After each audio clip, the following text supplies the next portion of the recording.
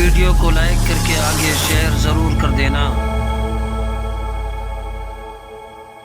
جو آنے والی شب ہے اس کو شب برات ہم اور آپ کہتے ہیں۔ شب برات مطلب آزادات، اور اس شب کا نام آزادی کی رات اس لیے رکھا گیا کہ اس رات اللہ کے نبی صلی اللہ علیہ وآلہ وسلم نے اللہ کے بندوں کو جہنم سے آزادی کا مشدہ عطا فرمایا۔ سرکار ابد قرار روح فدا صلی اللہ علیہ وسلم جن کا عمل ہمارے لیے آئیڈیل ہے، جن کا فرمان ہمارے لیے قانون ہے، جن کے پیچھے چلنا ہمارے لیے اللہ تک پہنچنے کا ذریعہ ہے، وہ رسول ہاشمی رحمت تمام آقائے مدینہ صلی اللہ علیہ وسلم فرماتے ہیں کہ شعبان کی 15ویں شب میں اللہ تبارک و تعالی بنو کلب کی بکریوں کے بالوں کی تعداد کے برابر اپنے بندوں کو جہنم سے آزاد فرماتا ہے، اور اسی آزادی کی بنیاد پر اس کو لیلۃ البرات کہا گیا ہے، آزادی کی رات۔ میرے پیارے آقا دیوانوں، یہاں پر اس وقت کچھ لوگوں کو مغالطہ ہے کہ آخر یہ شب برات کا ثبوت کہاں سے ہے، شب برات کہاں سے ہے۔ اول چیز تو یہ ہے کہ ہم نے جب سے آنکھ کھولی تب سے، ہمارے باپ داداؤں نے تب سے آنکھ کھولی تب سے، ان کے باپ داداؤں نے آنکھ کھولی تب سے ہم دیکھ رہے ہیں کہ ہمارے اسلاف مسلسل شب برات کو مناتے چلے آ رہے ہیں۔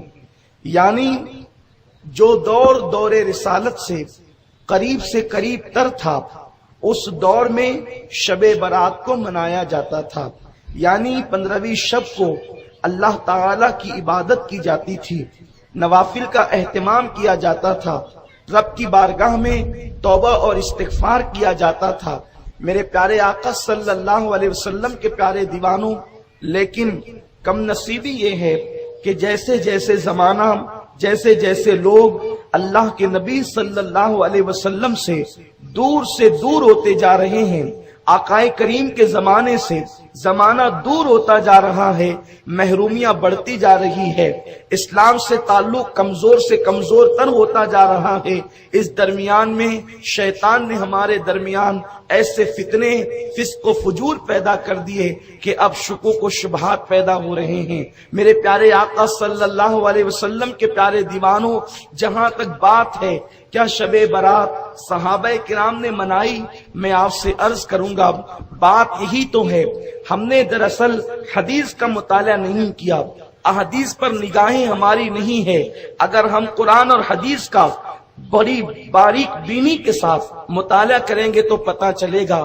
آپ دیکھیں، ایک مثال کے ذریعے سے سمجھاتا ہوں کہ ایک مرتبہ اللہ کے نبی صلی اللہ علیہ وآلہ وسلم کی محفل میں ایک بدبو ظاہر ہوئی، ایک بھیانک بدبو ظاہر ہوئی۔ آقائے کریم صلی اللہ علیہ وسلم کے صحابہ اس بدبو سے بے چین ہو گئے۔ سرکار ہو،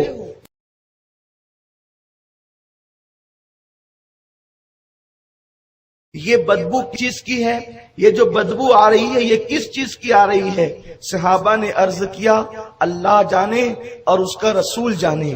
دیکھیں صحابہ کا انداز کتنا حسین ہے، ان کا عقیدہ، ان کا نظریہ کتنا واضح ہے کہ وہ کسی بھی معاملے میں یہ ایمان رکھتے تھے کہ اللہ جانتا ہے اور اللہ کے بتائے سے اللہ کا محبوب جانتا ہے۔ اس لیے کہ جب کسی کو یار بنایا جاتا ہے تو اس سے ذات نہیں چھپائی جاتی تو بات کیا چھپائی جائے گی۔ تو اللہ نے اپنے محبوب کو بہت کچھ عطا کیا، بلکہ یہاں تک فرمایا انا اعطیناک الکوثر، اے محبوب ہم نے ساری کثرتیں تجھے عطا کر دی، بلکہ حبیب ہم بھی تیرے ہو گئے۔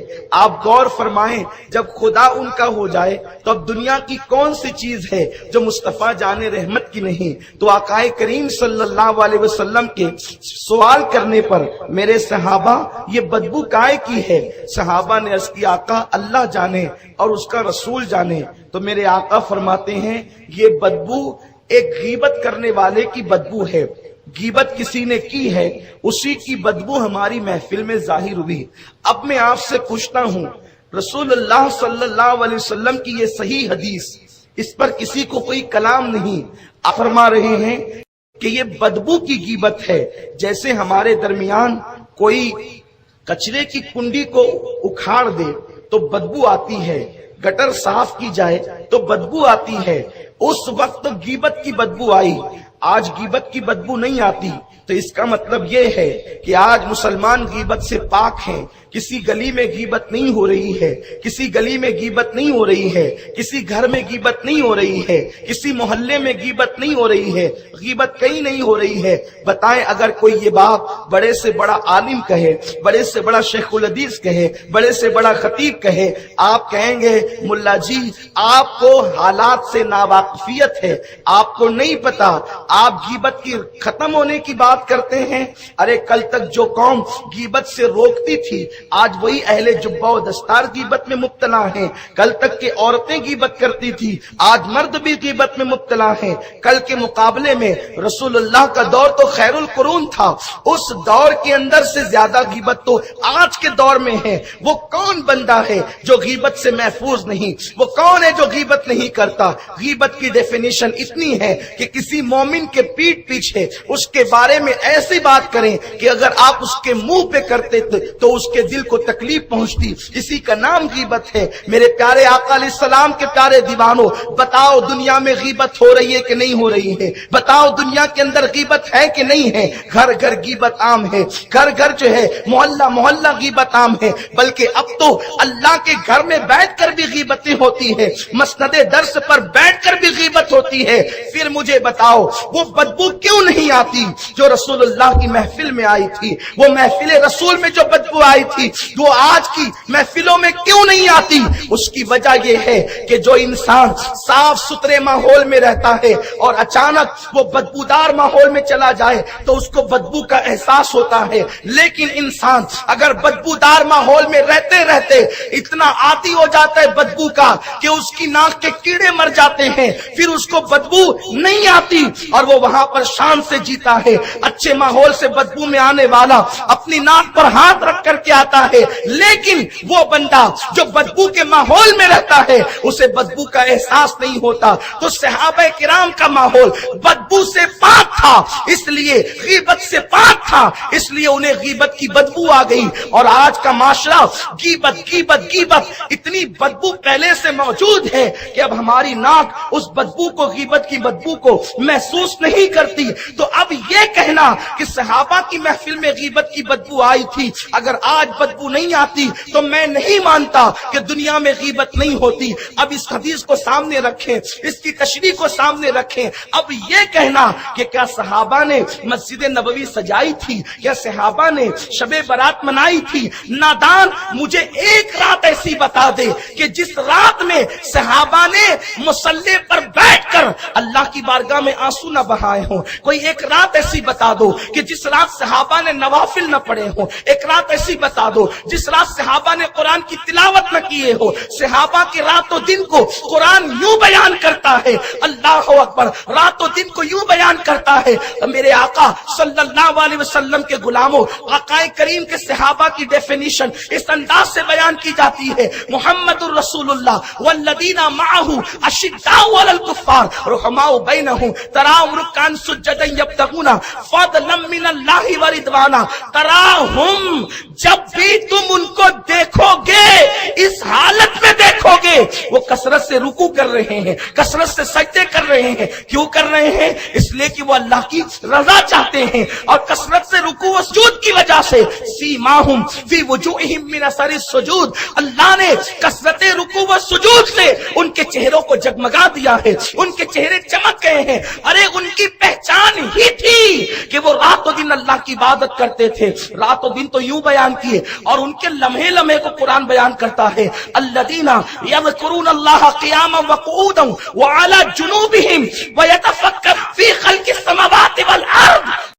रब्बना मा खलक़्त हाज़ा बातिला सुब्हानका फ़क़ीना अज़ाबन नार। सहाबा के लम्हे लम्हे को कुरान जो कहता है, रातों दिन तो अपनी जगह है कि वो खड़े होते हैं तो अल्लाह का जिक्र करते हैं, वो लेटते हैं तो अल्लाह का जिक्र करते हैं, वो बैठते हैं तो अल्लाह का जिक्र करते हैं, वो करवटें लेते हैं तो भी अल्लाह का जिक्र करते हैं। उनकी हर रात शबे बारात थी, उनकी हर रात शबे बारात थी। इसीलिए आपको नहीं पता चलता कि सहाबा ने शबे बारात मनाई। क्यों आपको पता इसलिए चलता है कि आपके यहां अब रातों को कयाम करने वाले न रहे, आपके यहां अब रातों को रोने वाले न रहे, आपके यहां रातों को गिड़गिड़ाने वाले न रहे। जो मुसल्लों पे गिड़गिड़ाते थे अब तो वो नुक्कड़ पे बैठने लगे, जो आहें भरते थे वो तो कहे लगाने लगे। अब बताएं, तो जब इंसान इबादत से दूर हो गया तो फिर कभी कभी जो कोई काम होता है तो उसकी शोहरत होती है, कभी कभी कोई काम होता है तो उसके मुतालिक चर्चे होते हैं। तो ये कहना निरी हिमाकत है। क्या सहाबा ने शबे बारात मनाई? अरे उनकी हर रात इबादत की रात थी। और शबे बारात क्या है, कोई ढोल पीटते? शबे बारात क्या है, कोई उसमें ऑर्केस्ट्रा होता है? शबे बारात बस इतनी है कि उलमा कहते हैं कि उस रात इबादत करो, सलातो तस्बीह पढ़ो, नवाफिल पढ़ो, अपने अल्लाह की बारगाह में तौबा करो, कब्रस्तान हाजिरी दो। हाजिरी इसलिए कब्रस्तान दो कि उसकी कुछ हिकमतें हैं। नंबर 1, शबे बारात में सबको बख्शा जाता है, उन्हें नहीं बख्शा जाता जिन्होंने रिश्तेदारों के साथ बदसलूकी की या माँ बाप को नाराज किया। तो जो जिंदा रिश्तेदार है वो तो उनसे मिलकर माफी मांगता है, और जो कब्रों में रिश्तेदार सो रहे हैं वहां जाकर उनकी मगफिरत की दुआ करता है, तो वहां उनका दिल खुश होता है। पहली हिकमत। दूसरी हिकमत यह है कि शबे बारात में साल भर के मुर्दों की लिस्ट सहाबा को, फरिश्तों को दी जाती है कि इतने इतने लोग इस साल इंतकाल करेंगे। ये तकसीम होता है मामला, इतने इतने लोगों का इंतकाल होगा, तो फरिश्तों के हाथ में वो लिस्ट जाती है।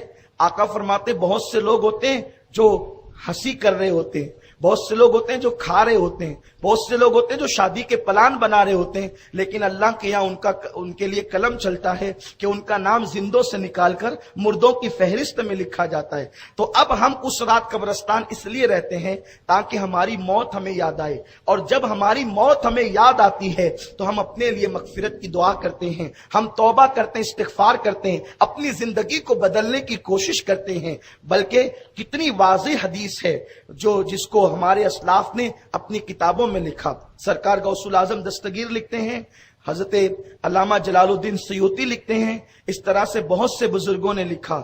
हदीस ये है कि अम्मा आयशा सिद्दीका का जो लक़ब है, और मुहद्दिसीन ने भी इसको इस एतबार से लिखा, शबे बारात के हवाले से नहीं लिखा, अम्मा आयशा के हवाले से लिखा। अम्मा आयशा का नाम आयशा है, सिद्दीक की बेटी इसलिए सिद्दीका है, लेकिन उनका एक लक़ब है हुमैरा, उन्हें हुमैरा कहते हैं। और ये लक़ब हुजूर अलैहिस्सलाम ने अम्मा आयशा को दिया, क्या?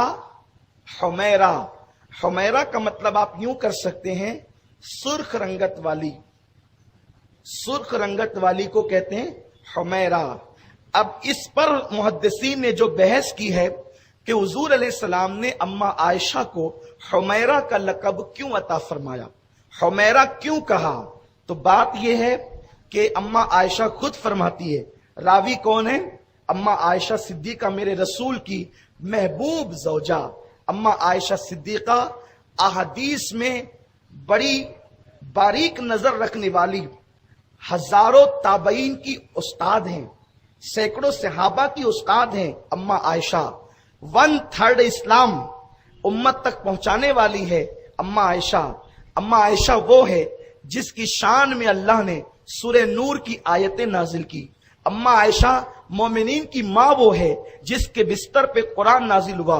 कायनात की कोई औरत जनाब हव्वा से लेकर के आज तक, आज से लेकर कयामत तक کوئی عورت نہ پیدا ہوئی ہے نہ پیدا ہوگی جس کے بستر پہ قرآن نازل ہوا۔ یہ اماں عائشہ کا بستر ہے کہ حضور اس بستر پہ موجود ہوتے اور اللہ کا کلام نازل ہوتا۔ یہ بھی میرے نبی کی شان ہے۔ موسیٰ اگر توریت چاہیے طور پر آ کر لے جاؤ، عیسیٰ انجیل چاہیے فلاں مقام پر آ کر لے جاؤ، لیکن قربان میرے مصطفیٰ کی شان یہ ہے، محبوب قرآن چاہیے تجھے نہیں آنا، تو جدھر جائے گا قرآن بھی تیرے پیچھے پیچھے آئے گا، قرآن تیرے پیچھے آئے گا۔ محبوب تو حرم کعبہ میں ہوگا تو قرآن وہاں بھی آئے گا، تو مدینہ طیبہ میں ہوگا قرآن وہاں بھی آئے گا، تو احد میں ہوگا قرآن وہاں بھی آئے گا، تو بدر میں ہوگا قرآن وہاں بھی آئے گا، حتیٰ کہ تو عائشہ کے حجرے میں بستر پہ آرام کر رہا ہوگا قرآن وہاں بھی آئے گا۔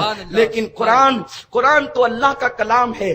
آپ توجہ فرمائیں اپنے نبی کی شان کیا ہے۔ سب سے بڑا مسئلہ یہی ہے کہ اس امت نے اپنے نبی کے مرتبے کو فراموش کر دیا۔ بس پتا نہیں یہود و نصارہ نے کیسے کانٹے تمہارے درمیان بو دیے، اب تمہارے اندر ملاپ کی کوئی گنجائش نظر نہیں آتی، اتنی گندگیاں بو دی گئی، اب ایک دوسرے سے ملنے کا کوئی وقت تمہیں نہیں ملتا، اس لیے کہ یہود و نصارہ کی فکر تھی مسلمانوں کے دل میں نبی کے لیے شکوک و شبہات ڈال دو اور اس قوم کو نبی سے اتنا دور کر دو کہ یہ قوم ٹکڑیوں میں بٹ جائے، یہ قوم فرقوں میں بٹ جائے، اور تمہیں فرقوں میں بانٹ دیا گیا۔ مسلمانوں فرقوں میں بٹنے کا وقت نہیں ہے، اس وقت تو نبی پاک صلی اللہ علیہ وسلم کو اللہ نے جیسا بنایا ہے اس عقیدے پر متحد اور متفق ہونے کا وقت ہے۔ زمانہ تمہیں مٹانے کے چکر میں ہے، بیت المقدس خطرے میں ہے، حرمین شریفین خطرے میں ہے۔ اس وقت ٹکڑی اور فرقوں میں بٹنے کا ٹائم تو نہ تھا، اس وقت تو وقت وہ تھا کہ ابو بکر و عمر، عثمان و علی کا، سعد و سعید کا، طلحہ و زبیر کا جو عقیدہ تھا، تم اپنے انانیت کے بت توڑ کر صحابہ کے عقیدے پر آ جاتے اور ہاتھ میں ہاتھ ملا کر اسلام کا جو ہے وہ تحفظ کرتے۔ لیکن ہائے تمہارے درمیان ایسے پیٹ کے پجاری پیدا ہو گئے جو تمہیں ملنے نہیں دیتے، ملنے سے تمہیں روکتے ہیں۔ اگر تم آگے بڑھتے ہو حق کی طرف تو کبھی شرک کا خوف دلایا جاتا ہے، کبھی بدعت سے دھمکایا جاتا ہے۔ یاد رکھو، آپ دیکھو اپنے نبی کی شان کیا ہے۔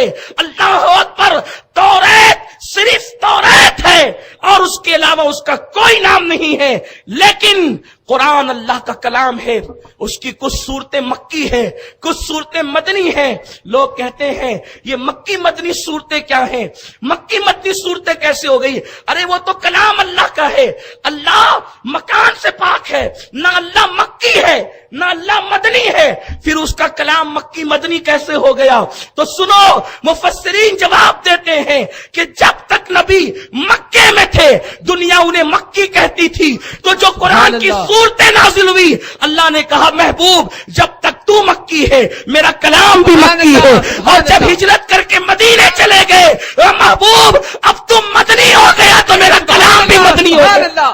سبحان اللہ، اپنے کلام کا نام بدلتا ہے، جب تک تو مکی تھا کلام مکی تھا، تو مدنی۔ اس سے بڑی بھی کوئی محبت اس رسول کو اب تم تولنے چلے جس کے مکی ہونے پر خدا نے کلام مکی کیا، جس کے مدنی ہونے پہ اپنا کلام مدنی کیا۔ اب اس نبی کو تم تول رہے ہو۔ کون تول رہا ہے؟ پان دکان والا۔ کون تول رہا ہے؟ ٹھیلا لگانے والا۔ کون تول رہا ہے؟ کرانہ دکان والا۔ کون تول رہا ہے؟ جسے سہائے ستہ کا نام لینا نہیں آتا، جو سہائے ستہ کو سہائے ستہ کہتے ہیں۔ امام بخاری کا نام جنہیں نہیں پتا وہ نبی کو تول رہے ہیں۔ وہ خدا ہو کر کہتا ہے محبوب میں تو زمان و مکان سے پاک۔ دیکھ رہے محبت کا تقاضا تو دے، خدا ہو کر کلام کا نام بدلا، خدا ہو کر کلام کا نام بدلا اور بتا دیا کہ دیکھو میں اللہ ہو کر اتنا پیار کرتا ہوں، تجھے بندہ ہو کے کتنا کرنا چاہیے۔ وہ بے نیاز ہو کے اتنا پیار کرتا ہے، تجھے کتنا کرنا چاہیے۔ لیکن افسوس ٹکڑیوں میں مت بٹو، حق کی طرف آؤ، حق کے متلاشی بنو، سچائی کی طرف آؤ۔ اس لیے کہ اگر آپ یہ کہتے ہیں کہ کسی حدیث میں شبیہت نہیں ہے، میں کہتا ہوں یہ کہنے کا حق تو ابو بکر صدیق کے سامنے بھی نہیں تھی۔ وہ لوگ تو یہ کہتے واللہ و رسولہ عالم، صدیق کہتے ہیں اللہ جانے اللہ کا رسول جانے، اور آپ کہہ رہے ہیں جنہیں استنجا کی سنتیں نہیں معلوم، کسی حدیث میں نہیں ہے۔ میرے پیارے تو نے حدیثیں کتنی پڑھی یہ تو بتا، کون کون سی پڑھی یہ تو بتا۔ اما عائشہ تک کے ہر حدیث نہیں پہنچی، جو جان نازل ہوا اس تک سب حدیث نہیں پہنچ۔ سیدہ کائنات جس کے لیے رسول اللہ نے فرمایا الفاطمہ بدغۃ منی، جگر کا ٹکڑا ہے، اس سیدہ فاطمہ تک ہر حدیث نہیں پہنچی، کیونکہ حضور علیہ السلام حدیث ہیں، آقا جہاں بیٹھ گئے کہنے لگے، جو کہہ دیا وہی حدیث ہو گئی۔ اب ہر جگہ تو ہر صحابی ساتھ نہیں تھا۔